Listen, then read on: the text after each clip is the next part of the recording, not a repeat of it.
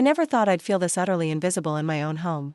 That night, when I discovered the crumpled receipt in the bottom drawer, 3 cell phones, bought with my pension, something inside me shattered. Today, I'm going to tell you something I never thought I would share. And if for even a second this feels familiar, I only ask that you like this video and subscribe. It will help me keep opening my heart. My name is Helen, and at 72 years old, I wake up every morning in my tiny Queens apartment to the same exhausting routine. The musty smell of damp wood mingles with the faint aroma of stale coffee from yesterday's cup, forgotten on the counter like so many other things in my life. The apartment itself tells the story of what we once were. Family photos line the hallway, their frames gathering dust, smiling faces that now feel like strangers looking back at me. The old radiator hums its familiar tune, a constant companion in the silence that has become my daily soundtrack. My bones ache in ways I never expected when I was younger, each joint a small reminder of the years I've carried everyone else's burdens. But that physical pain is nothing compared to the hollow ache that lives permanently in my chest, right where my heart used to feel full of love and purpose. That particular evening in November, the one that changed everything, started like any other. The utility bill sat on my kitchen table, demanding attention with its red overdue stamp. I reached for my worn leather purse, the same one I'd carried for 15 years because replacing it seemed wasteful when there were always more important things to spend money on. My fingers fumbled through the contents, loose change, prescription bottles, a few crumpled tissues, and that's when I felt it. A piece of paper, folded and shoved deep into the corner pocket where I usually kept emergency cash. I pulled it out, expecting maybe an old grocery list or a forgotten phone number. Instead, my hands began to tremble as I unfolded a receipt from a high-end electronics store in Manhattan. The date was just 2 weeks old. 3 iPhone 14 Pro Max phones. The total amount made my stomach drop, $4,000. And there, at the bottom, the payment method that made my vision blur, my pension account debit card. I had to sit down. My legs simply wouldn't hold me anymore. The kitchen chair creaked under my weight as I stared at that receipt, reading it over and over, hoping the numbers would somehow change. $4,000 from my pension. Money I had saved penny by penny, skipping meals, wearing the same threadbare cardigan for 3 winters in a row, because I wanted to make sure I'd never be a burden to anyone. My mind raced back through recent conversations with my husband, Richard. When I'd asked about the bank statements last month, he'd waved me away with an irritated gesture. "Don't worry about it, Helen. I handle the finances." When I'd mentioned that our savings seemed lower than usual, he'd snapped, "You're imagining things. Mind your own business." But this wasn't my imagination. This was real. This was betrayal written in black ink on white paper. I thought about my children, Daniel, my 45-year-old son who called only when he needed something, and Sarah, my 42-year-old daughter who had perfected the art of making me feel guilty for simply existing. When was the last time either of them had asked how I was feeling? When was the last time they'd visited just to spend time with me, not to ask for money or favors? The apartment felt smaller that night, like the walls were closing in on me. I walked to the living room where my picture albums sat on the dusty shelf, untouched for months. I pulled one down and opened it to a photo from Daniel's college graduation. I was standing beside him, beaming with pride, wearing a dress I'd bought specifically for the occasion even though it meant eating rice and beans for 2 weeks. His arm was around my shoulders, and his smile was genuine then. Real. Now, his calls came only when his car needed repairs or when the rent was due. "Mom, I know you understand how hard things are right now," he'd say, his voice taking on that particular tone that made me feel like saying no would make me a terrible mother. "I'll pay you back as soon as I get my bonus." But bonuses never came, and neither did repayments. Sarah was different but equally painful. She wielded guilt like a surgeon's scalpel, precise and devastating. "You've always been so generous, Mom. That's what makes you special." Translation: if I stopped being generous, I'd stop being special. If I stopped giving, I'd stop being worthy of love. That night, holding that receipt, I realized something that made my chest feel hollow. I had been buying love for years. Purchasing approval with my pension money, my inheritance from my parents, my social security checks. I had been paying for the privilege of being tolerated in my own family. The thought made me physically sick. I rushed to the bathroom and dry-heaved over the toilet, my body rejecting the reality my mind was finally accepting. When I looked up, I caught my reflection in the mirror above the sink. The woman staring back at me looked ancient, worn down, defeated. Her gray hair was thinning, her shoulders curved inward as if she were trying to disappear. Her eyes, my eyes, were hollow, like someone had scooped out everything that made them sparkle. I had become invisible in my own life. The next morning brought no relief, only a terrible clarity. I decided I needed to know more about those phones. The receipt had the store's address, and something inside me, maybe desperation, maybe the last flicker of self-respect, made me get dressed and take the subway into Manhattan. The electronics store was exactly the kind of place I'd never shopped in before. Everything was sleek and modern, with price tags that made my pension seem like pocket change. A young salesperson with perfectly styled hair approached me with barely concealed impatience. "Can I help you?" she asked, already looking past me toward younger, more promising customers. I showed her the receipt with shaking hands. "I need to know about this purchase. My husband bought 3 phones here 2 weeks ago." She glanced at the receipt and then at me, her expression shifting to something between pity and suspicion. "Yeah, I remember this transaction. Older gentleman said they were gifts for his grandchildren. Paid with a debit card." She paused, studying my face. "Are you questioning the purchase? Gifts for grandchildren. My grandchildren. But here's the thing, Daniel's kids already had newer phones than I'd ever owned. And Sarah's daughter had just gotten the latest model for her sweet 16 last month. I knew because I'd helped pay for it. Did he say anything else?" I asked, my voice barely above a whisper. The girl shrugged. Just that his wife didn't need to know about the surprise. Said it would spoil the fun if she found out early. The floor seemed to tilt under my feet. Richard hadn't bought those phones for our grandchildren. He'd bought them for someone else. Someone he didn't want me to know about. Someone worth $4,000 of my pension money. I left the store in a daze, walking aimlessly through the crowded Manhattan streets. People rushed past me, everyone with somewhere important to be, everyone mattering to someone. I found myself at a small cafe and ordered a cup of coffee I couldn't afford, just to have somewhere to sit and think. My marriage hadn't been perfect, but I'd never imagined Richard capable of this kind of deception. We'd been together for 47 years. We'd raised 2 children, weathered financial struggles, health scares, the death of both our parents. I thought we were a team. I thought I could trust him with everything I had. But sitting in that cafe, sipping overpriced coffee while tourists and businesspeople chatted around me, I forced myself to look at our relationship honestly for the first time in years. When had Richard stopped asking about my day? When had he started treating my concerns as annoyances to be dismissed? When had I become just another responsibility to be managed rather than a partner to be cherished? The answers came flooding back, each memory a small cut that I'd been ignoring for far too long. Last Christmas, when I'd spent 3 days cooking and cleaning for our family gathering, Richard had introduced me to his friend as the wife, instead of using my name. When I'd had the flu in February and could barely get out of bed, he'd complained about having to make his own breakfast. When I'd tried to discuss our retirement plans, he'd told me not to worry my pretty little head about finances. Pretty little head. At 72, after nearly 5 decades of marriage, I'd been reduced to a pretty little head that shouldn't worry about money. My money.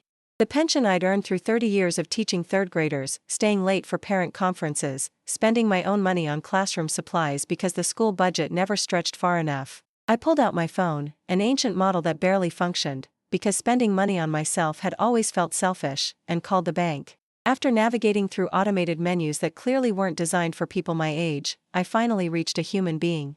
"I need to check recent transactions on my pension account," I told the representative. What I discovered over the next 20 minutes made those 3 phones seem like small change. Richard had been accessing my account for months. Small withdrawals here and there, always under amounts that would trigger automatic notifications. $100 cash here, $200 there. Date nights at expensive restaurants I'd never been to. Hotel charges in the city. Jewelry purchases from stores I'd never heard of. Over the past 6 months, he'd taken nearly $15,000 from my pension. $15,000 that was supposed to keep me safe and secure in my old age. $15,000 that I'd earned, saved, and trusted him to protect. But the phones were different. The phones were a message, even if Richard didn't realize he'd sent it. Those phones were for someone else, someone young enough to want the latest technology, someone important enough to deserve expensive gifts. Someone who wasn't his wife. I hung up the phone and sat in that cafe for another hour, watching the world go by outside the window.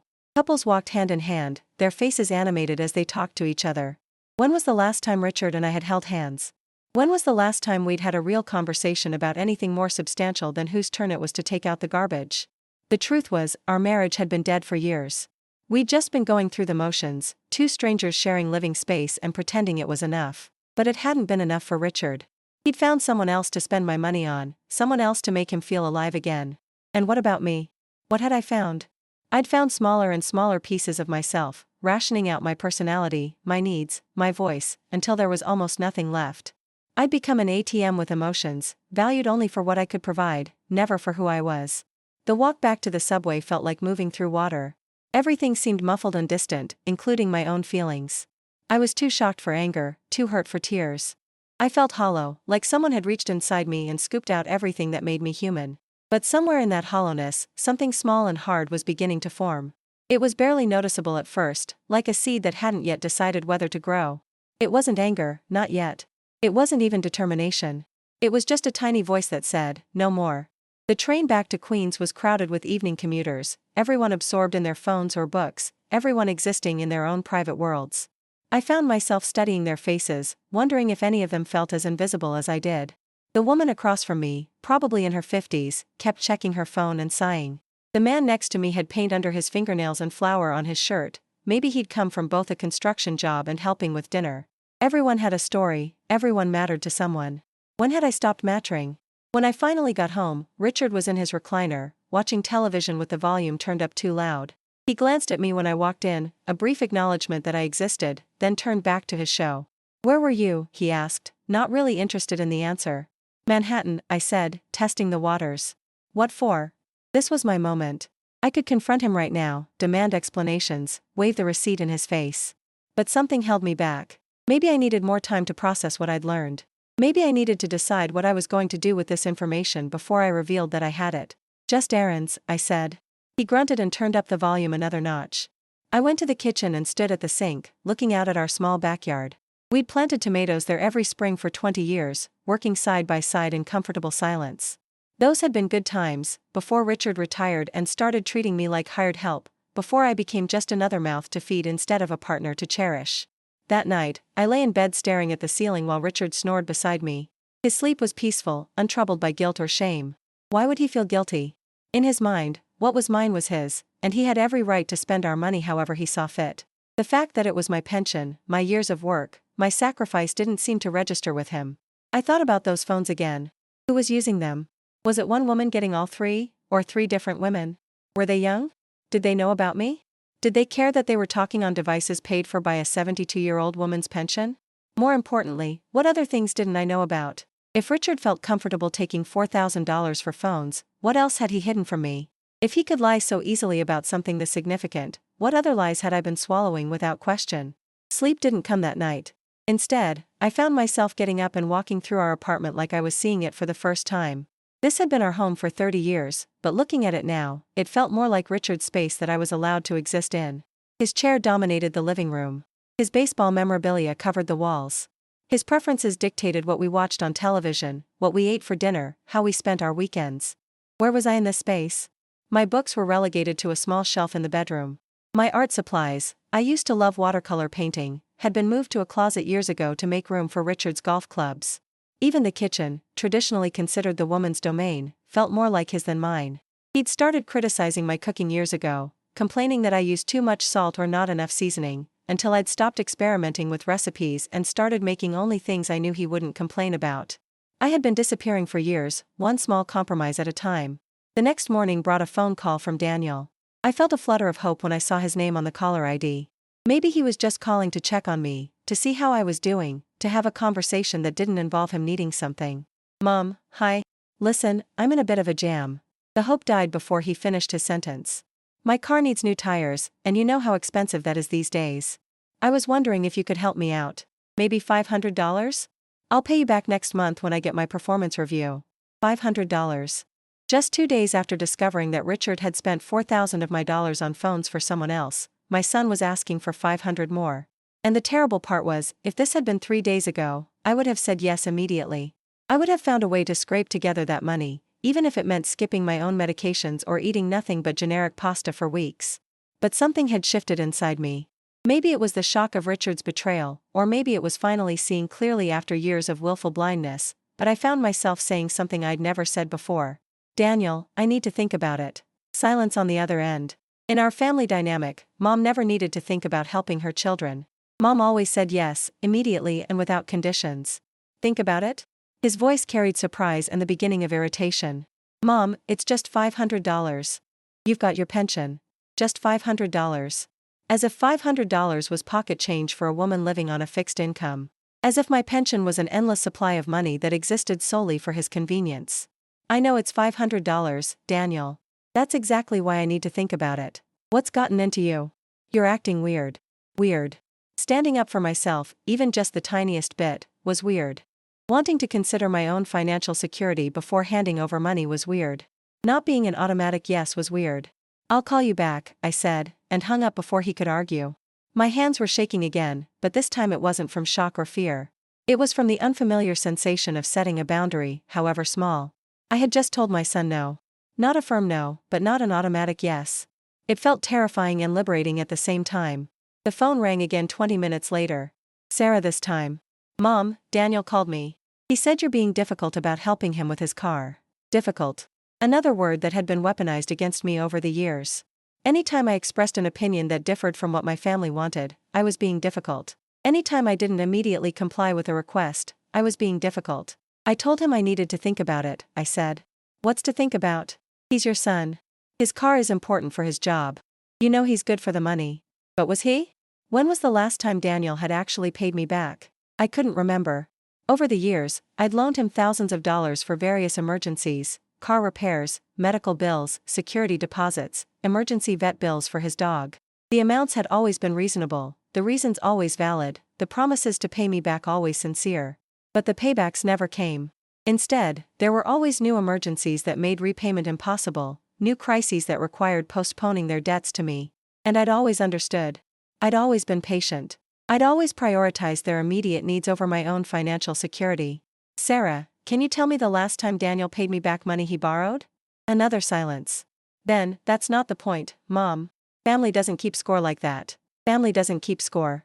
It was a phrase I'd heard countless times over the years, always deployed when I was the one being asked to give. But somehow, my contributions were never remembered or acknowledged. When they needed help, family didn't keep score. But when I needed help or consideration, suddenly everyone had amnesia about what I'd already given. Maybe family should keep score sometimes, I heard myself saying. Maybe keeping score helps everyone understand who's been carrying the load. Mom, what's wrong with you today? You sound bitter. Bitter. Another word designed to shame me back into compliance. If I pointed out the imbalance in our family relationships, I was bitter. If I noted how much I'd given compared to how much I'd received, I was bitter. If I wanted my contributions acknowledged or my financial limitations respected, I was bitter. I'm not bitter, Sarah. I'm just tired. And I was tired. Exhausted in ways that sleep couldn't fix. Tired of being treated like an endless resource instead of a person. Tired of my own needs always being secondary to everyone else's wants. Tired of feeling guilty for having feelings. After I hung up on Sarah, I sat in my kitchen with a cup of tea and forced myself to face some uncomfortable truths. Over the past 10 years, I had given my children thousands and thousands of dollars. Money for emergencies, for opportunities, for conveniences, for things they wanted but couldn't afford. Money I'd given freely, lovingly, because I wanted to help them succeed and be happy. But what had they given me in return? Not money. I'd never expected financial repayment from my children. But what about time? When was the last time either of them had visited just to spend time with me? When had they last called to ask about my life, my health, my feelings, without it being a prelude to a request for help? Daniel lived 30 minutes away by car, but I saw him maybe 6 times a year, always briefly, always when he needed something. Sarah lived across town and called me once a week, but those calls followed a predictable script, superficial pleasantries, a quick summary of her own life, and then whatever favors she needed from me. When I'd had pneumonia last winter, neither of them had offered to bring me groceries or check on me. When I'd mentioned feeling lonely, they'd suggested I find some activities at the senior center, as if there was something wrong with wanting to spend time with my own children. When I'd asked if they could help me figure out my new smartphone, bought secondhand and still confusing to me, they'd both been too busy. But when they needed money, suddenly they had time to call, time to explain their problems, time to make me understand how much my help would mean to them. I was their bank. Not their mother, not a person with her own needs and feelings and limitations.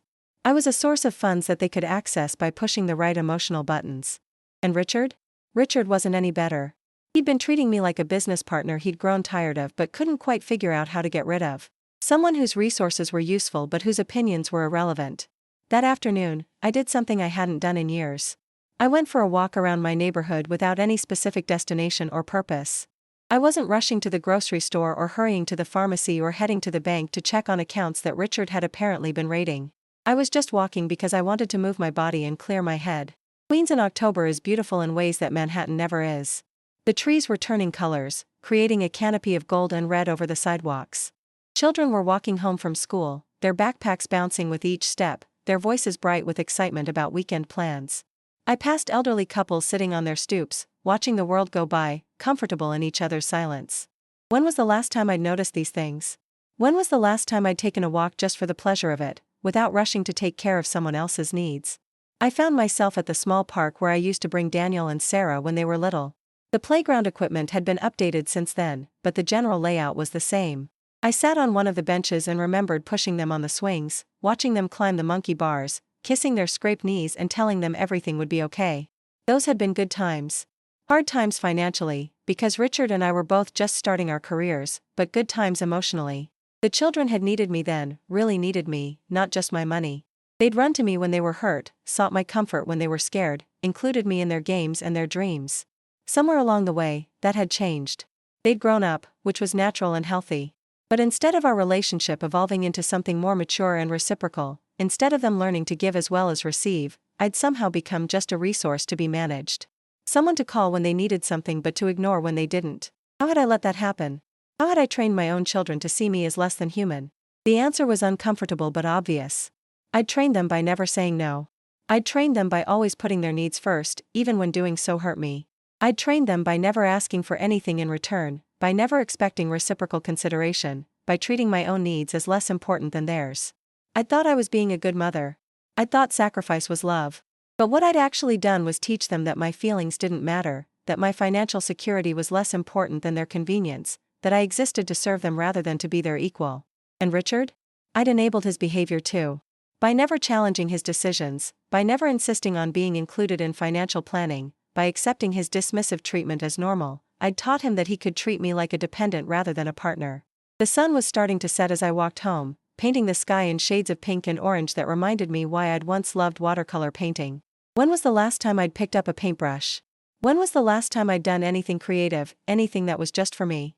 That evening, Richard was in his usual spot, remote control in hand, beer on the side table.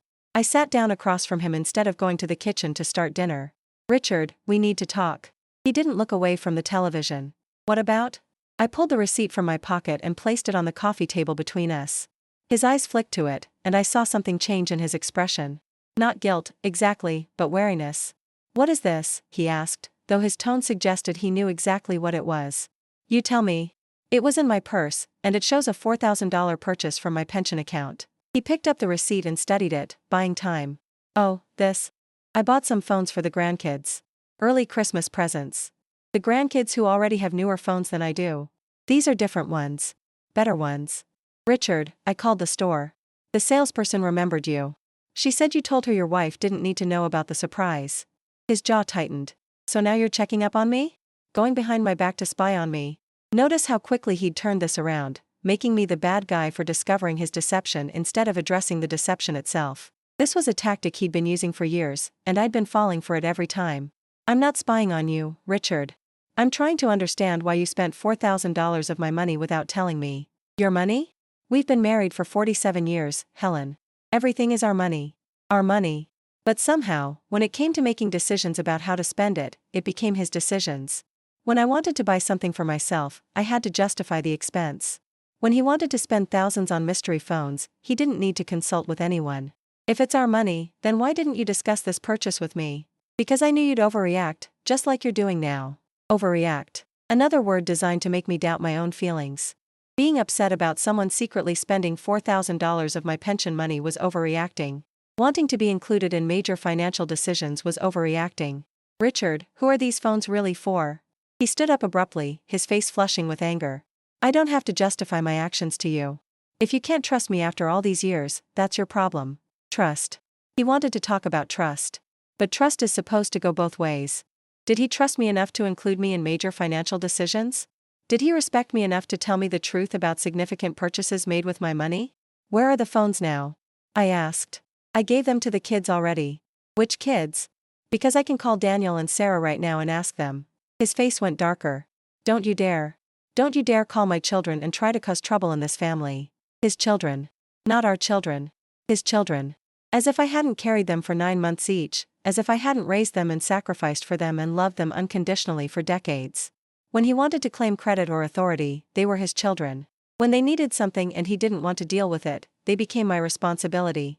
Richard, I just want the truth. The truth is that you've become a suspicious, bitter old woman who can't accept that her husband might want to do something nice for the family. Bitter. There was that word again. Wanting honesty was bitter. Expecting to be included in decisions about my own money was bitter. Refusing to be lied to was bitter. I'm going to bed, I said, standing up. But this conversation isn't over. Yes, it is, he replied, turning the television volume up loud enough to drown out any further attempts at communication. I went to our bedroom and sat on the edge of the bed, my whole body shaking. This was what my 47-year marriage had become: lies, dismissal, and the kind of casual cruelty that comes from years of taking someone for granted. But lying in bed that night, listening to Richard's snores, I realized something important. I wasn't just angry about the money. The money was a symbol of something much larger and more painful. Richard didn't respect me. He didn't value my opinion. He didn't consider me an equal partner worthy of honesty and consultation. And if I was being completely honest with myself, this hadn't started with the phones. This pattern had been building for years, so gradually that I'd adapted to it without noticing. Like the proverbial frog in slowly boiling water, I'd been accommodating increasingly disrespectful treatment until disrespect had become our normal. The next morning, Richard left early, claiming he had errands to run. I suspected he was avoiding continued conversation about the phones. That was fine with me. I had my own investigating to do. I called my bank again and asked for a detailed breakdown of all transactions on my accounts for the past year. What they emailed me an hour later made my stomach turn. Richard hadn't just been making occasional withdrawals. He'd been systematically draining my accounts for months. There were cash withdrawals I couldn't account for, restaurant charges at places I'd never been, hotel bills from weekends when he claimed to be visiting his brother, jewelry purchases from stores I'd never heard of. Over the past year, he'd taken more than $25,000 from my various accounts. $25,000. That was more than half of my yearly pension income. Money I'd earned, money I'd saved, money that was supposed to ensure I'd never be a burden to anyone in my old age. I sat at my kitchen table with these bank statements spread out in front of me and forced myself to face the truth. My husband was stealing from me. Not borrowing, not making joint financial decisions, but stealing. Taking my money and spending it on things he didn't want me to know about. The hotel charges were particularly painful to look at. Weekends when he told me he was visiting his brother or going on fishing trips with friends. But his brother lived 3 states away, and these hotels were local. Someone had been sharing those hotel rooms with him, someone worth expensive dinners and jewelry purchases. Richard was having an affair. Maybe multiple affairs. The phones weren't gifts for grandchildren. They were communication devices for his other women, ways to stay in touch with them without me seeing unfamiliar numbers on our home phone bill or landline. My 72-year-old husband, the man I'd trusted with my body, my money, my future security, was cheating on me and funding his affairs with my pension money. I put my head down on the table and cried. Not the quiet, dignified tears I'd been shedding for months, but ugly, body-shaking sobs that came from somewhere deep inside me. I cried for the 47 years I'd wasted with a man who clearly had no respect for me. I cried for the retirement I'd planned, the financial security I'd sacrificed for, the trust I'd given freely and foolishly. But most of all, I cried for the woman I'd been before I'd learned to make herself smaller and smaller to accommodate everyone else's needs. The woman who'd once had dreams and opinions and the confidence to voice them. The woman who'd become a teacher because she wanted to make a difference in children's lives, who'd painted watercolors in her spare time, who'd once believed she deserved love and respect simply by virtue of being human. Where had that woman gone? When had I traded her in for this apologetic, anxious, invisible person who was grateful for crumbs of attention from her own family? The crying felt good, like lancing an infected wound. All the pain I'd been swallowing and rationalizing and minimizing for years came pouring out. When I was finally empty of tears, I felt something I hadn't experienced in decades: clarity. I knew what I had to do. It terrified me, but I knew. First, I was going to protect my money. Today. This morning. Before Richard could take another penny. I got dressed and walked to the bank, the same branch where I'd been a customer for 30 years. The teller who helped me was a young woman named Maria who'd always been kind to me during my monthly visits. "Mrs. Patterson, what can I help you with today?" "I need to remove someone else's access to my accounts," I said. "My husband has been making withdrawals without my permission." Her expression shifted to one of concern mixed with professional discretion. "I can help you with that. Let me get the forms you'll need to fill out." The process took an hour. I had to provide identification, sign multiple forms, and answer questions about my decision. But by the time I left the bank, Richard's debit card access to my pension account had been terminated. He could no longer withdraw my money without my explicit written permission. It felt like taking my first full breath in months. My next stop was more difficult. I drove to a part of Queens I rarely visited, to the office of a family lawyer whose advertisement I'd seen in the community newspaper. I'd never thought I'd need a divorce attorney, but I'd never thought my husband would steal from me either. The lawyer, Mrs. Chen, was probably in her 50s, professionally dressed but warm in her demeanor. She listened without judgment as I explained my situation. Mrs. Patterson, what you're describing is financial abuse, she said gently. Taking money from your accounts without your knowledge or permission is a form of elder abuse, even when it's done by a spouse. Elder abuse?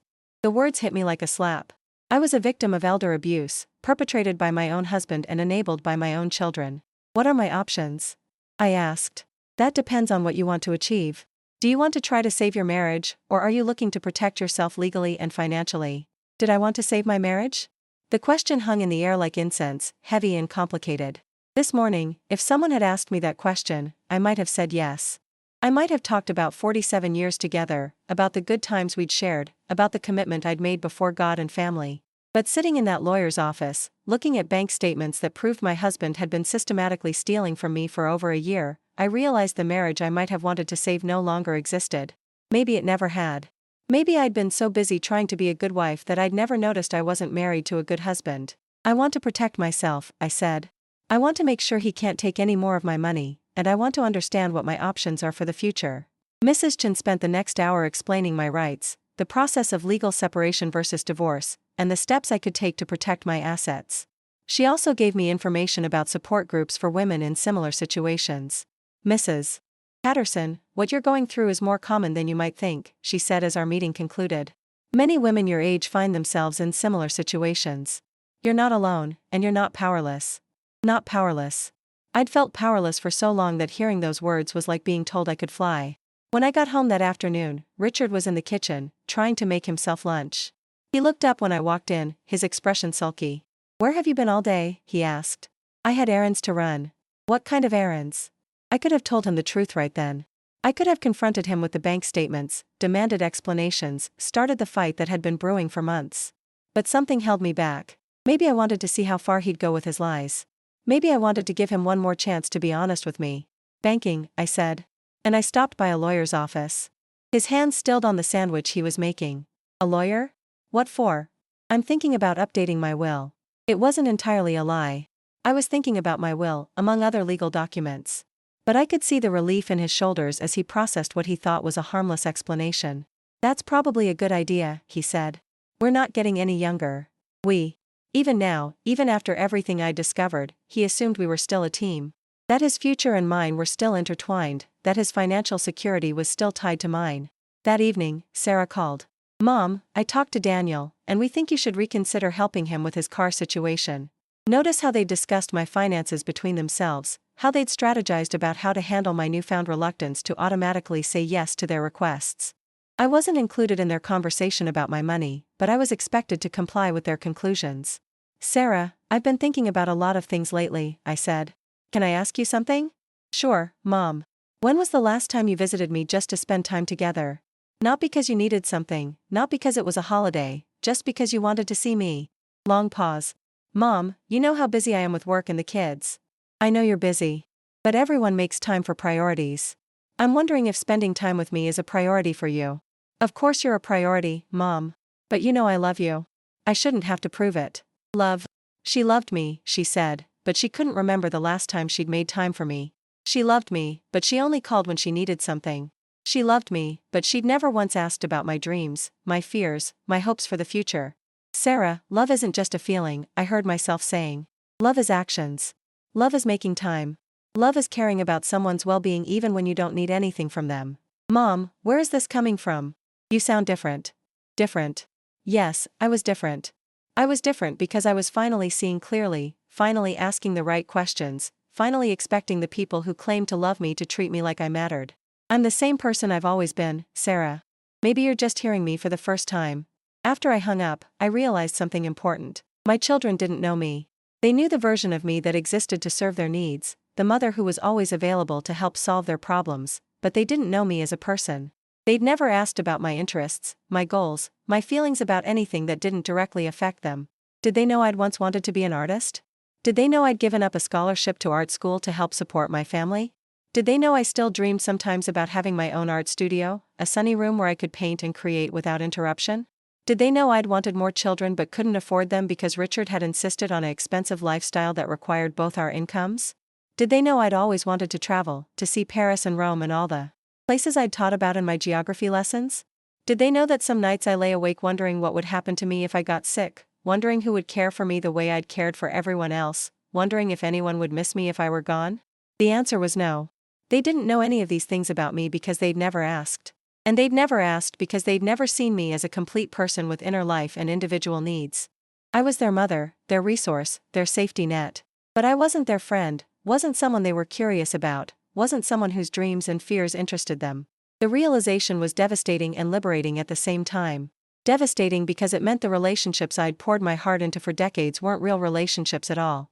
They were transactions. But liberating because it meant I could stop performing for an audience that wasn't really watching anyway. That night, I did something I hadn't done in years. I went into the closet and found my old art supplies, buried under winter coats and forgotten Christmas decorations. The watercolor paints were dried up, the brushes stiff with age, but holding them felt like greeting old friends. Richard was in the living room, probably wondering why I wasn't cooking dinner at my usual time. Let him wonder. Let him figure out how to feed himself for once. I spread paper on the kitchen table and mixed some paints, testing colors and rediscovering the simple joy of watching pigment flow across wet paper. I wasn't trying to create anything specific, just playing with color and movement and the meditative rhythm of brush against paper. For the first time in months, maybe years, I lost track of time. I painted until my back ached from leaning over the table, until my fingers were stained with ultramarine and cadmium yellow, until the kitchen table was covered with small experimental pieces. When Richard appeared in the doorway, his face was petulant. "When are we eating dinner?" he asked. "I don't know when you're eating dinner," I said without looking up from my painting. "I had a sandwich earlier." "You had a sandwich? What about me? What about you? You're a grown man. You know where the kitchen is." He stood there for a moment, clearly baffled by this deviation from our normal routine. In our household, dinner appeared at 6 o'clock sharp, prepared by me according to his preferences. The idea that he might need to prepare his own food was apparently revolutionary. "Helen, what's gotten into you lately?" I looked up from my painting then, really looked at him. Richard was still handsome for a man his age, tall and silver-haired with the kind of distinguished appearance that made people assume he was important. But looking at him now, I saw something I'd been ignoring for years. He looked at me with the same expression he might give to a malfunctioning appliance. Annoyed, impatient, expecting me to return to proper working order without him having to understand what was wrong. "Nothing's gotten into me, Richard. Maybe things have gotten out of me. Maybe I've finally gotten some things out of my system." He turned and left the kitchen, and I heard him rummaging around in the refrigerator, muttering under his breath about inconsiderate wives and how much everything had changed. But I wasn't inconsiderate. I was just no longer exclusively considerate of him. I was finally being considerate of myself. The next morning brought a call from Daniel. "Mom, what's this I hear about you not helping with my car?" Sarah had called him, of course. They were coordinating their response to my newfound spine. "Daniel, I said I needed to think about it. I didn't say no. But you've never needed to think about helping us before." "Exactly. I'd never paused to consider whether I could afford to help, whether helping was actually in anyone's best interest, whether my children were learning responsibility or just learning to depend on me for everything." "Maybe that was a mistake," I said. "A mistake? Mom, you're talking crazy. You've always been there for us. That's what makes you a good mother." "A good mother? But was it good mothering to raise children who expected endless financial support without reciprocal care or consideration? Was it good mothering to teach them that love meant never being told no? Was it good mothering to sacrifice my own financial security for their convenience?" "Daniel, can you tell me the last time you asked how I was doing?" Not as a prelude to asking for something, just asking because you cared about the answer. Silence. "That's what I thought," I said gently. "Son, I love you. But I don't think you know me very well, and I don't think you see me as a person separate from what I can do for you." "That's not true, Mom. Of course I see you as a person. What are my hobbies, Daniel?" "What? My hobbies? The things I do for enjoyment. What are they?" Another silence. "What's my favorite color? What kind of music do I like? What are my dreams for my retirement? What am I afraid of?" "Mom, I don't understand what this has to do with my car."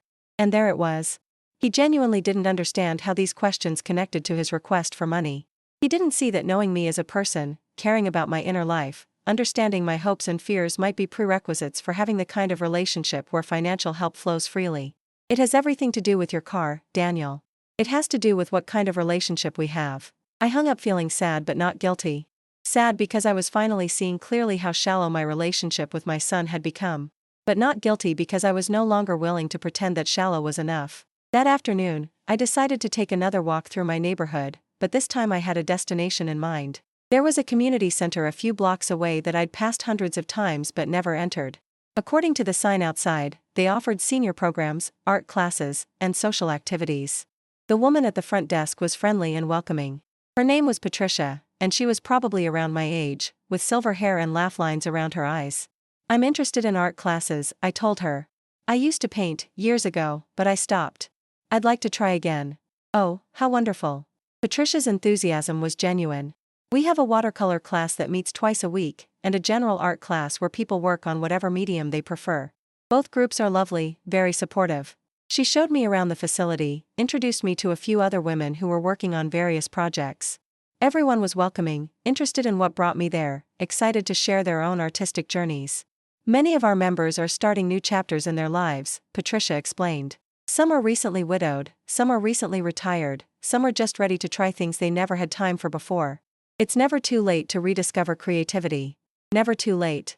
Those words felt like a promise. I signed up for the watercolor class and left the community center feeling lighter than I had in months. For the first time in years, I had something to look forward to that had nothing to do with taking care of other people's needs. When I got home, Richard was sitting at the kitchen table with his laptop open, looking frustrated. "Helen, I can't get into the bank account," he said.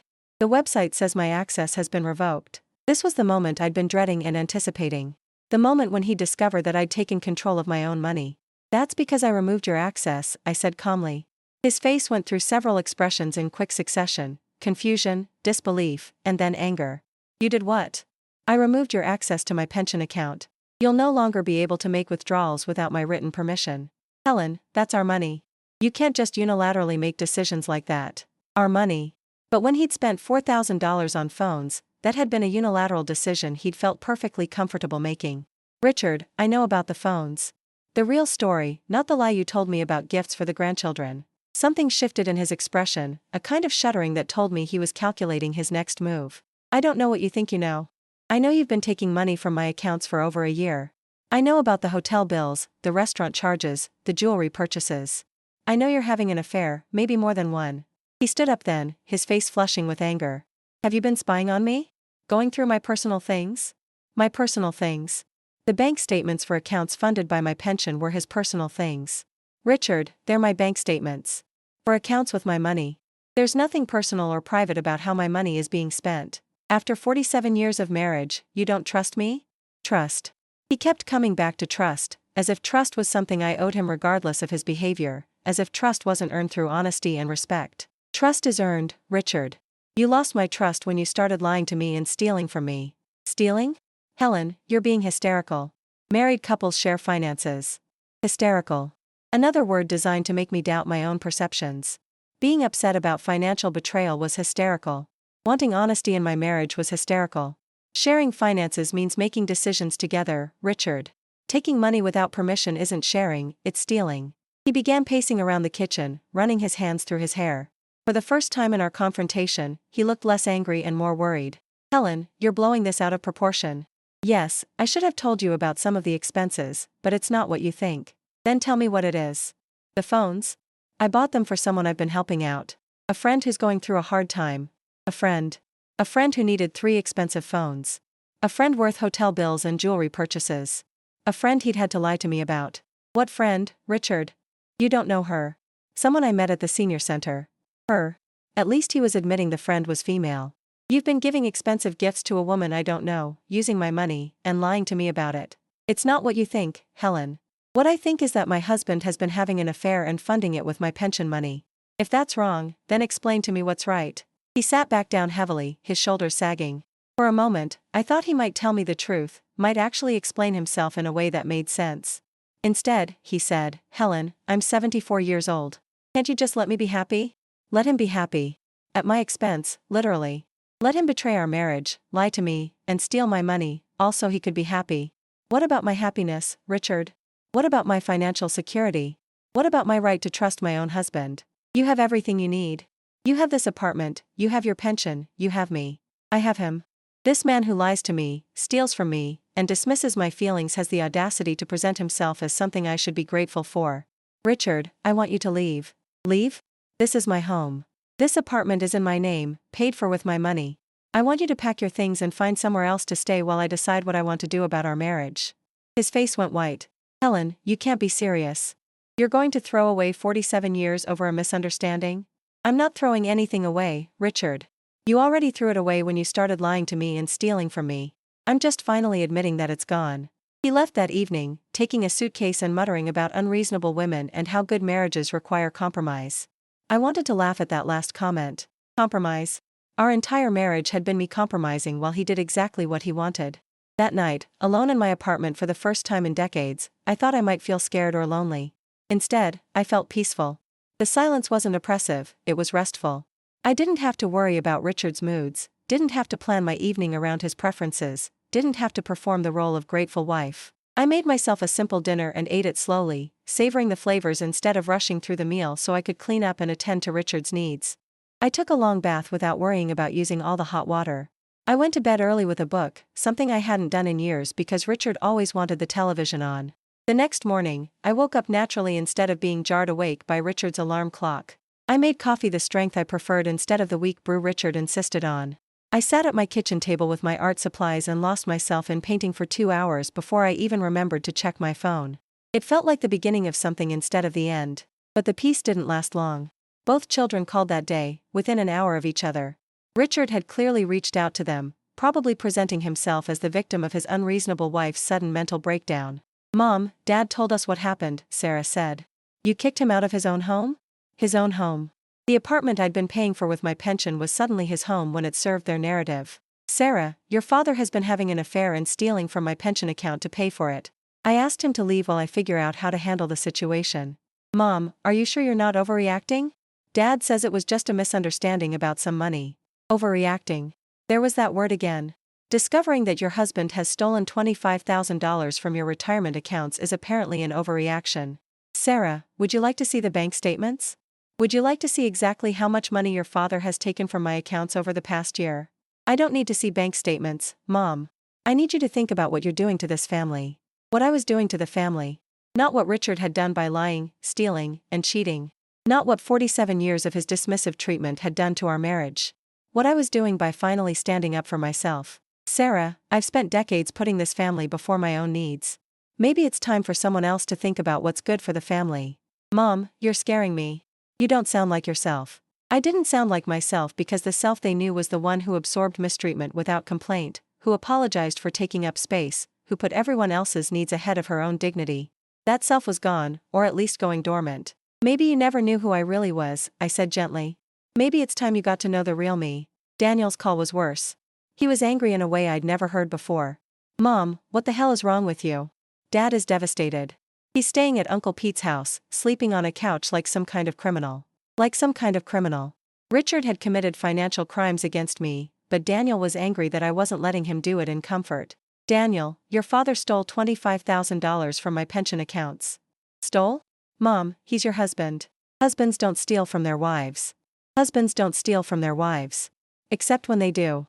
Except when they take money without permission, lie about how it's being spent, and use it to fund extramarital affairs." "Daniel, if anyone else had taken that much money from my accounts without permission, what would you call it?" "That's different. Dad isn't anyone else." "Why is it different?" "Because he's family." Family. The magic word that was supposed to excuse any behavior, forgive any betrayal, rationalize any abuse. Because we were family, I was supposed to accept being lied to and stolen from. Because we were family, my feelings didn't matter as much as keeping everyone else comfortable. "Daniel, being family doesn't give someone the right to steal from me." "For God's sake, Mom, you sound like you hate him. After everything you've been through together, you'd throw him away over money." "Throw him away over money." As if money wasn't security. As if my pension wasn't the difference between being comfortable in my old age and being destitute. As if $25,000 was pocket change that I could afford to lose. "Daniel, this isn't about money.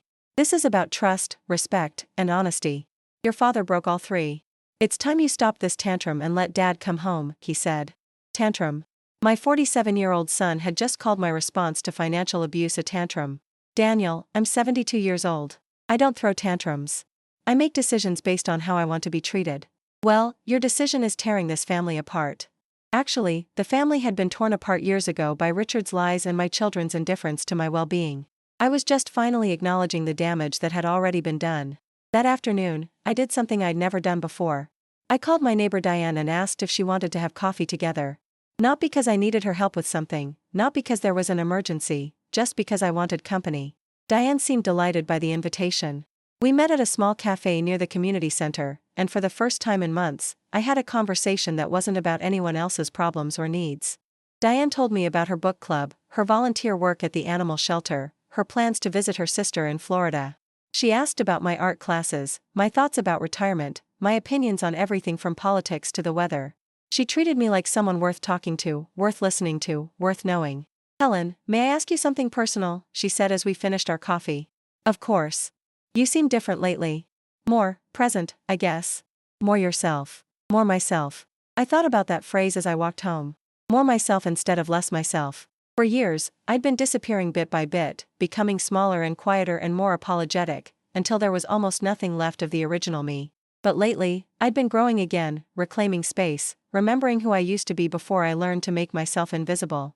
That evening, Richard called. "Helen, I think we need to talk. Really talk." "I agree. What would you like to talk about?" "I want to come home.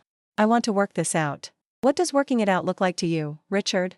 We forget about this misunderstanding and go back to the way things were. The way things were. The way things were included him lying to me, stealing from me, and treating me like a dependent rather than a partner. The way things were included me accepting disrespect as normal, my needs as secondary, my feelings as irrelevant. "Richard, I don't want to go back to the way things were." "What do you want then?" It was a good question. What did I want? I'd been so focused on what I didn't want, lies, theft, disrespect, that I hadn't spent much time thinking about what would constitute an acceptable relationship going forward. "I want honesty," I said. "I want to be included in financial decisions that affect me. I want to be treated as an equal partner, not as a dependent or a servant." "Helen, I've always treated you as an equal partner." The audacity of that statement took my breath away. Always treated me as an equal partner? When had he ever consulted me about major decisions? When had he ever asked my opinion about anything more significant than what to watch on television? "Richard, when was the last time you asked my opinion about something important to you?" "I ask your opinion all the time." "About what?" Long pause. "Richard, when was the last time you did something just because you thought it would make me happy?" Another pause. "When was the last time you asked about my dreams, my fears, my hopes for the future?" Silence. "Richard, you don't know who I am. You know what I do for you, but you don't know who I am as a person." "Helen, we've been married for 47 years. Of course I know who you are. What's my favorite color?" "What? My favorite color? What is it?" "Helen, what does that have to do with anything? What kind of music do I like? What are my hobbies? What did I want to be when I grew up? What's my biggest regret in life?" "Helen, these are silly questions." Silly questions. Questions about my inner life, my personality, my dreams and fears were silly. That's how little my husband cared about knowing me as a person. "Richard, if you can't answer basic questions about who I am, then you don't know me well enough to be married to me." I hung up feeling sad but clear. Richard didn't want to work things out. He wanted to return to a dynamic where he could do whatever he wanted while I provided support without requiring consideration in return. He wanted a housekeeper, a caregiver, and a source of funds, not a wife. The next day was my first watercolor class at the community center. I arrived early, nervous but excited. The art room was bright and cheerful, with large windows and easels set up for each student. The instructor, a woman named Margaret who was probably in her 60s, welcomed me warmly. "You must be Helen. Patricia told me you were joining us." "How wonderful." The other students were friendly and welcoming. There was Joan, a retired nurse who'd always wanted to try painting. There was Ruth, a widow who was exploring art as a way to process her grief. There was Alice, who'd been caring for her mother with dementia for years and was finally taking time for herself. As Margaret taught us about color mixing and brush techniques, I found myself relaxing in a way I hadn't in years. There was something meditative about focusing on the simple act of applying paint to paper, about watching colors blend and flow, about creating something beautiful just for the joy of creation. "Don't worry about making mistakes," Margaret said. In watercolor, what we call mistakes often turn out to be the most beautiful parts of our paintings. The unexpected is often more interesting than what we planned. The unexpected is often more interesting than what we planned. I thought about that as I worked on my painting, a simple landscape of trees and water. My life certainly hadn't gone according to plan. I'd planned to have a respectful marriage, grateful children, and a peaceful retirement. Instead, I discovered betrayal, indifference, and financial abuse. But maybe the unexpected could still be beautiful. Maybe starting over at 72 could be more interesting than continuing down the old path of diminishing returns. When class ended, several of the women invited me to join them for lunch at a nearby restaurant. It had been years since I'd eaten a meal with other women, years since I'd had conversations that weren't about what someone needed from me. Over soup and sandwiches, we talked about books, current events, our grandchildren, our frustrations with technology, our hopes for the future. I felt like I was remembering how to be social, how to have opinions, how to exist in the world as something other than someone's wife or mother. Helen, you have such an interesting perspective on things, Joan said. Were you a teacher? Yes, for 30 years. Third grade. That must have been rewarding, Ruth said. Shaping young minds, watching children learn and grow. It had been rewarding. I'd loved teaching, loved seeing the moment when a struggling reader finally made sense of words on a page, loved helping shy children find their voices, loved the creativity and energy that filled my classroom every day. It was, I said. I miss it sometimes. What do you miss most? Alice asked. I thought about the question seriously. I miss feeling useful in a meaningful way. I miss being around people who were growing and changing. I miss having a purpose that was entirely my own. You could substitute teach, Joan suggested. Or volunteer with literacy programs. There are lots of ways to stay involved with education. The idea hadn't occurred to me. I'd thought of retirement as an ending, not as a beginning. But maybe there were ways to reclaim the parts of my professional life that had given me joy and fulfillment. When I got home that afternoon, there were 3 messages on my answering machine. 2 were from my children, both demanding that I call them back immediately to discuss this situation with Dad. The 3rd was from Richard's brother Pete, asking if I'd lost my mind and didn't I think I was being unfair to his brother. I deleted all 3 messages without calling anyone back. Instead, I spent the afternoon researching volunteer opportunities with literacy organizations. I found several programs that trained volunteers to work with adult learners, helping people develop reading and writing skills. The idea excited me in a way nothing had for months. That evening, I cooked myself a simple but satisfying dinner and ate it while reading a book I'd been meaning to get to for years. After dinner, I set up my art supplies at the kitchen table and worked on another painting, this one inspired by the view from my bedroom window, the fire escape with its geometric shadows against the brick building across the courtyard. For the first time in decades, my evening belonged entirely to me. No one needed anything from me. No one was criticizing my choices or dismissing my interests.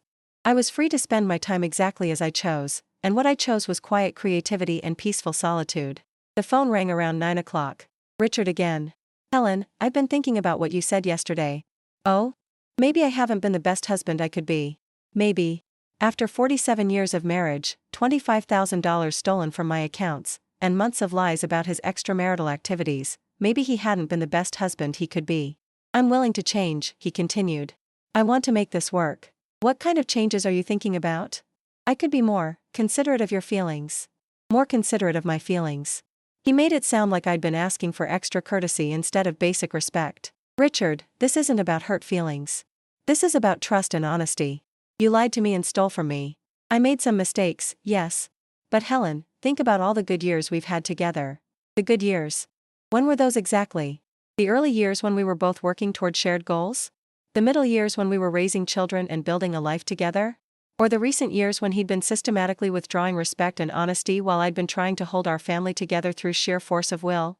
Richard, what would you do differently if you came home? I'd be more open about financial decisions. What about the women you've been spending my money on? Long pause. Helen, I told you, that's not what you think it is. He was still lying.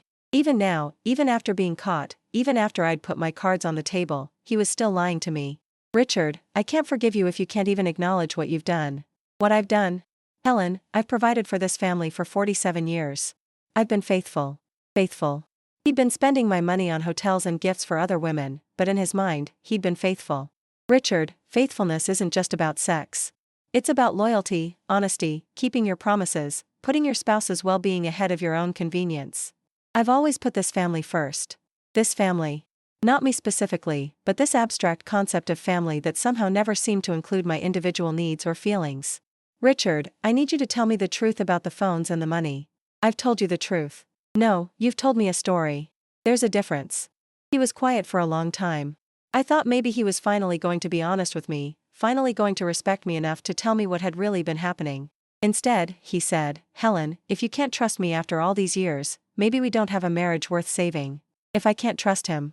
After he'd lied to me, stolen from me, and refused to take responsibility for his actions, the problem was my inability to trust him. Maybe you're right, I said quietly. Maybe we don't. I hung up and turned off the phone. I didn't want to talk to anyone else that night. I didn't want to hear from my children, demanding that I fix things with their father. I didn't want to hear from Richard's relatives, telling me what an awful wife I was being. I just wanted peace. The next morning, I woke up with a sense of clarity I hadn't felt in years. I knew what I needed to do. I called Mrs. Chen, the lawyer I'd consulted the week before. Mrs. Patterson, how are you doing? I'm ready to move forward with legal separation proceedings, I said. And I want to explore my options for divorce. I think that's a wise decision given everything you've told me.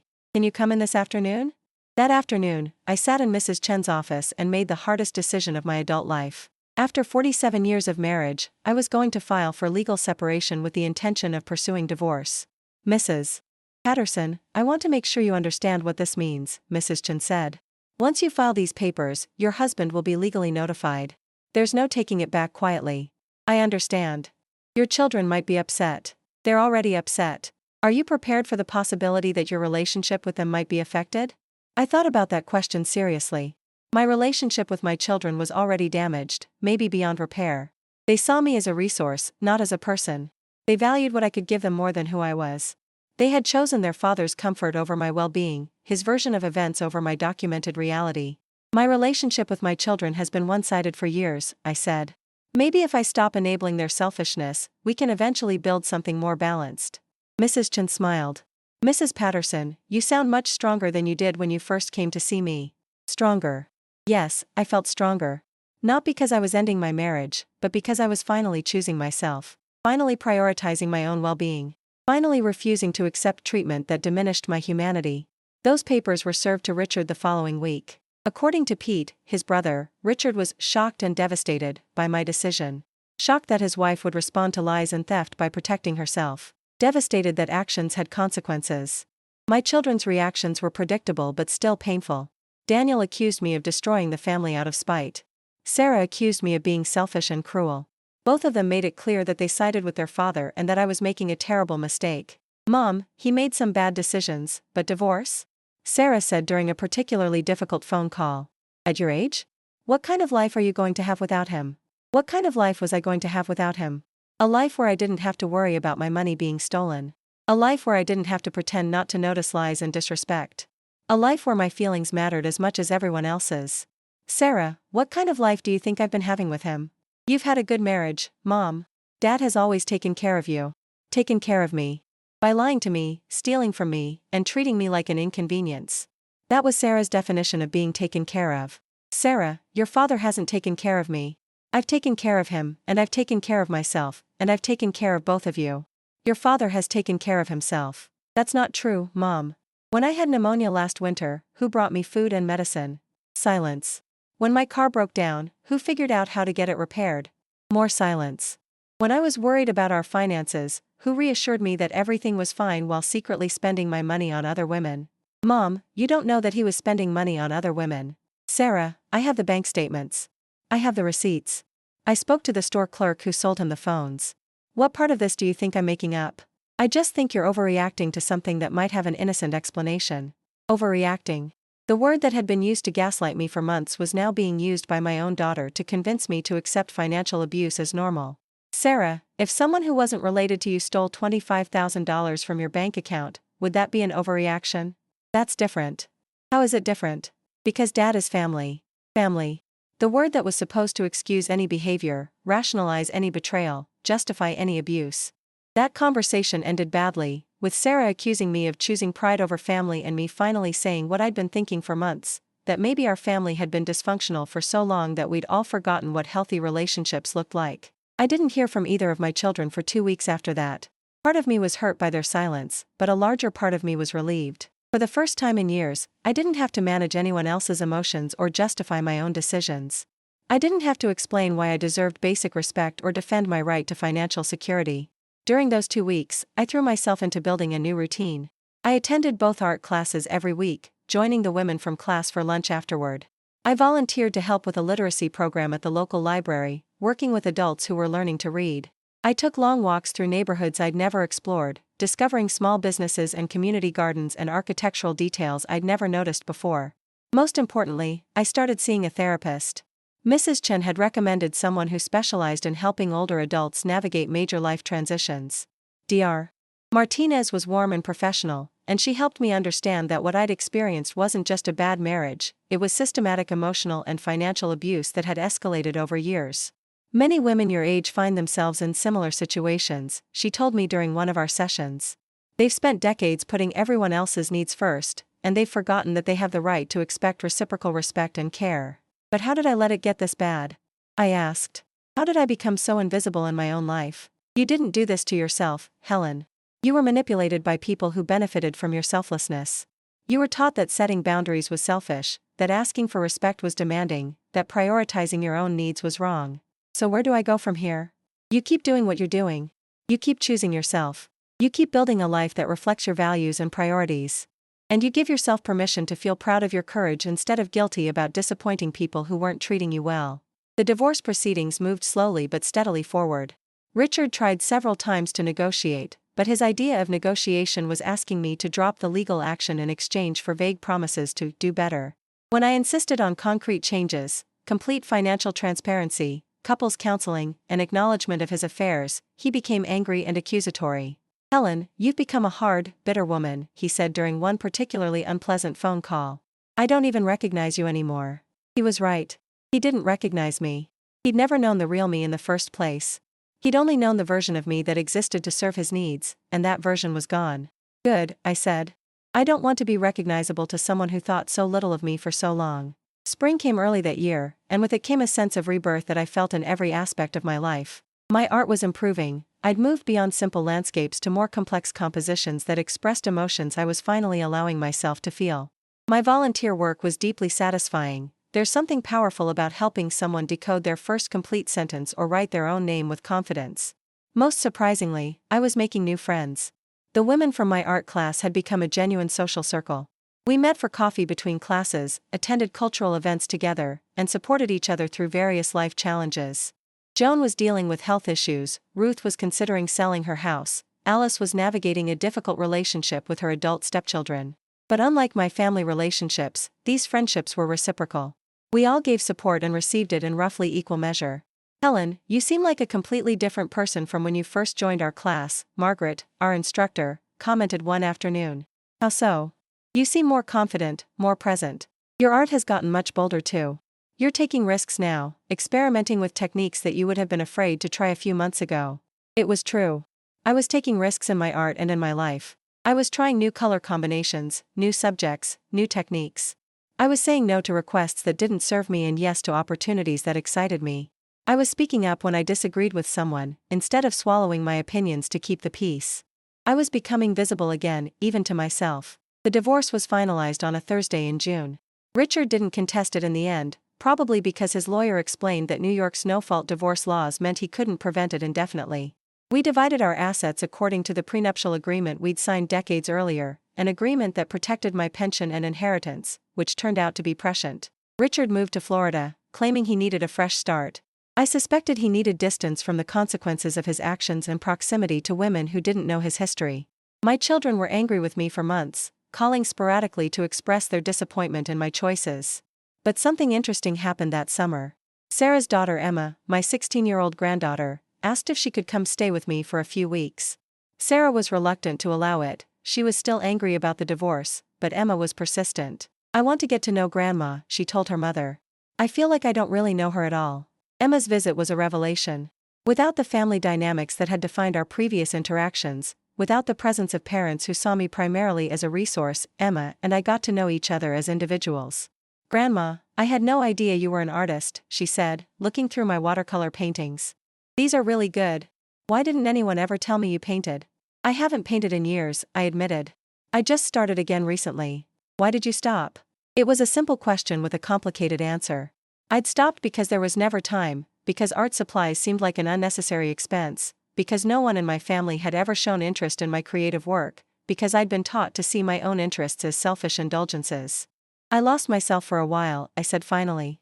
I forgot who I was underneath all the roles I was playing. Emma spent her days with me at art classes, helping at the library, exploring the city. She was curious about everything, my teaching career, my childhood, my dreams, my opinions about books and movies and politics. She treated me like I was interesting, like my thoughts and experiences mattered. Mom never talks about your life before you were a grandmother, Emma said one afternoon as we painted together. I always thought you just did grandma stuff. What kind of grandma stuff? You know, baking cookies and worrying about everyone and giving people money when they needed it. It was a depressingly accurate description of how my family saw me.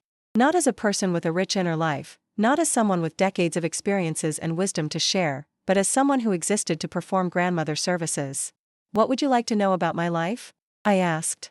For the next 2 hours, Emma asked questions no one in my family had ever asked. What was it like growing up during the civil rights movement? What made me want to become a teacher? What was the hardest thing about raising children in the 1980s? What did I think about social media and climate change and women's rights? I found myself sharing stories I hadn't thought about in years, opinions I'd never been asked to express, dreams I'd buried under decades of other people's priorities. "Grandma, you're really cool," Emma said as we cleaned our brushes. "I wish I'd known this stuff about you before. Why didn't you ask before?" "I guess I thought adults wouldn't want to talk to me about real stuff. And at family dinners, you were always so busy taking care of everyone else that you seemed too tired for conversations." Too tired for conversations. My granddaughter had noticed what my own children had missed, that I'd been disappearing under the weight of everyone else's needs. When Emma went home at the end of the summer, she made me promise to keep in touch with her directly instead of only through her parents. She wanted to see my artwork, hear about my volunteer work, and continue the conversations we'd started. "Grandma, I'm really proud of you for getting divorced," she said as I drove her to the airport. "I know it was hard, but you seem so much happier now." "Thank you, sweetheart.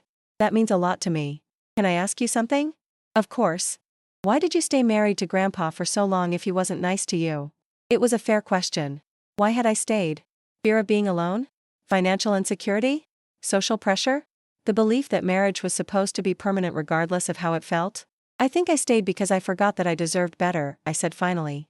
"I forgot that being alone might be better than being with someone who didn't respect me." "Are you lonely now?" I thought about it seriously. Was I lonely? I lived alone, but my days were full of meaningful activities and relationships. I had my art, my volunteer work, my new friends. I had autonomy over my time, my money, my decisions. I had peace in my own home. "No," I said. "I'm not lonely. I'm alone sometimes, but I'm not lonely." That fall, something unexpected happened. Daniel called me, and for the first time in months, he didn't immediately ask for money or launch into complaints about my divorce. "Mom, can we have coffee sometime? Just the two of us?" I was cautious but curious. "What would you like to talk about?" "I want to understand what happened." Emma said some things that made me think maybe I don't know the whole story. We met at the same cafe where I'd been having lunch with my art class friends. Daniel looked uncomfortable, fidgeting with his coffee cup and avoiding eye contact. "Mom, Emma told me you were really unhappy in your marriage." "I didn't know that. Did you ever ask?" "No," he admitted.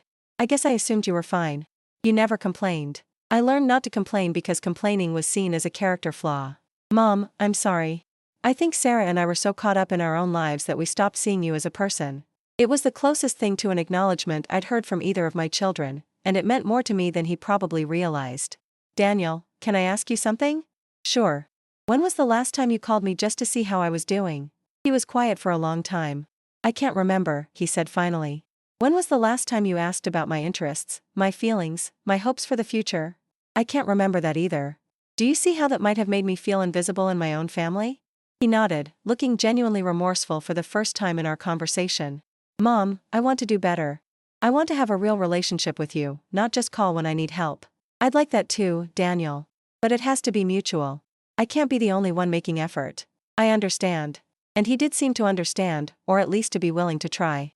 Our conversation that day lasted 3 hours, and for the first time in years, he asked as many questions about my life as he answered about his own. It wasn't a complete transformation. Changing relationship patterns that have been decades in the making takes time and consistent effort. But it was a beginning. Sarah took longer to come around. She remained angry about the divorce for almost a year, calling our conversations stilted and infrequent. But eventually, Emma's influence and Daniel's example seemed to affect her perspective. "Mom, I still think you could have tried harder to work things out with Dad," she said during a difficult phone conversation the following spring. "Sarah, I tried for 47 years to work things out with your father. How much harder should I have tried?" "I don't know. It just seems like such a waste." "What seems like a waste?" "The marriage that ended, or the years I spent accepting treatment that made me feel worthless." "You weren't worthless, Mom. Then why did everyone in my family treat me like I was?" She couldn't answer that question, and I didn't push it. But something shifted between us that day. Maybe she started to understand that my choice wasn't about giving up on marriage, but about refusing to give up on myself. A year after my divorce was finalized, I did something I'd dreamed about for decades. I took a trip to Europe. Not a family vacation where I'd spend my time managing everyone else's needs and preferences, but a solo journey to places I'd always wanted to see. I spent 2 weeks in Italy, taking art classes in Florence, visiting museums in Rome, eating gelato for breakfast in small cafes, and painting watercolors of ancient architecture and Mediterranean landscapes. I met other solo travelers, joined group tours when I felt social, and spent hours alone in beautiful places when I craved solitude. It was the most freedom I'd felt in my entire adult life. Every decision was mine. Where to go, what to see, when to eat, how to spend my time, all of it was up to me. I sent postcards to Emma, Daniel, and Sarah, telling them about my adventures. Emma called me from Italy, excited to hear about my experiences and eager to see my paintings when I returned. Daniel seemed impressed that his mother had navigated international travel independently. Sarah's response was more muted, but she did ask to see photos when I got home. When I returned to New York, I felt transformed in ways that went beyond the tan I'd acquired and the confidence I'd gained from successfully navigating foreign countries alone. I felt like I'd reclaimed something essential about myself, a sense of adventure, curiosity, and joy that had been buried under years of responsibility and self-sacrifice. My apartment felt different when I walked back into it. It was still the same space, but now it truly belonged to me. There were no compromises in the decor, no accommodations for someone else's preferences. My art covered the walls, my books filled the shelves, my music played from the speakers.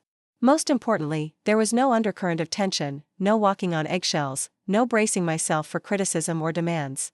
The silence was peaceful instead of oppressive. The solitude was restorative instead of lonely. That evening, I called Diane to thank her for collecting my mail and watering my plants while I was away. "Helen, you sound amazing," she said. "Different. Happy." "I am happy," I realized as I said it. "I'm actually happy." It was the first time I'd been able to say that honestly in years. Not content, not managing, not coping, but genuinely happy. Now, 2 years later, as I sit in my sun-filled kitchen writing this story, I can see how much my life has changed. The woman who discovered that receipt for 3 cell phones feels like someone I knew a long time ago. Someone I sympathize with but no longer am. My days are full but not overwhelming. I teach watercolor classes at the community center twice a week, sharing the joy of art with other people who are rediscovering their creativity. I volunteer at the literacy program, helping adults learn skills that will change their lives. I have lunch with friends, take walks through the city, go to movies and museums and concerts. My relationships with my children are still complicated, but they're more honest now. Daniel calls regularly and asks about my life, my art, my travels, my opinions. He still occasionally asks for help, but he also offers it, checking on me during bad weather and helping with tasks that are difficult for me to manage alone. Sarah and I have a more tentative relationship, but we're working on it. She started asking about my childhood, my parents, my early years of marriage. She seems curious about who I was before I became her mother, which feels like progress. Emma and I have maintained the close relationship we developed that summer. She's in college now, majoring in art history partly because of our conversations about creativity and self-expression. She still asks my opinion about important decisions and shares her own dreams and concerns with me. Richard moved to Arizona and married a woman he'd apparently been seeing for several years before our divorce. I feel no anger about this anymore, only relief that I'm not funding her lifestyle with my pension money. I've started painting portraits now, something I never thought I was good enough to attempt. Most of them are paintings of the women in my art class, capturing not just their physical features but something of their spirits, their resilience, their courage to start new chapters in their 70s and 80s. My favorite painting hangs above my kitchen table. It's a self-portrait I created last year, working from photographs and mirrors and my own sense of who I've become. The woman in the painting has silver hair and lined skin, but her eyes are bright with curiosity and confidence. She's wearing a blue shirt that brings out her eyes, and she's smiling like she's got a secret. The secret is this: I like who I am now. I like this version of myself who takes up space, who has opinions, who says no when something doesn't serve her and yes when something brings her joy. I like this woman who travels alone and makes art and refuses to apologize for existing. I sleep well now, peacefully and deeply. I wake up curious about what the day will bring instead of anxious about who might need something from me. I make my coffee the strength I prefer and eat breakfast while reading books that interest me. I've learned that being alone and being lonely are completely different things. Being alone means having the freedom to be yourself without accommodation or apology. Being lonely means feeling disconnected from people who see and value who you really are. I'm rarely alone anymore, surrounded as I am by friends who chose me and relationships that nourish rather than drain me. And I'm never lonely, because I've finally learned to be good company for myself. That receipt for 3 cell phones was the best thing that ever happened to me. It was the catalyst that forced me to see clearly, to stop making excuses for treatment that diminished my humanity, to choose dignity over the false security of familiar dysfunction. If you're listening to this story and it feels familiar, if you recognize yourself in the woman I used to be, I want you to know something: you deserve better. You deserve to be seen, valued, and treated with respect. You deserve to have your contributions acknowledged and your needs considered. You deserve love that doesn't require you to pay for it or apologize for needing it.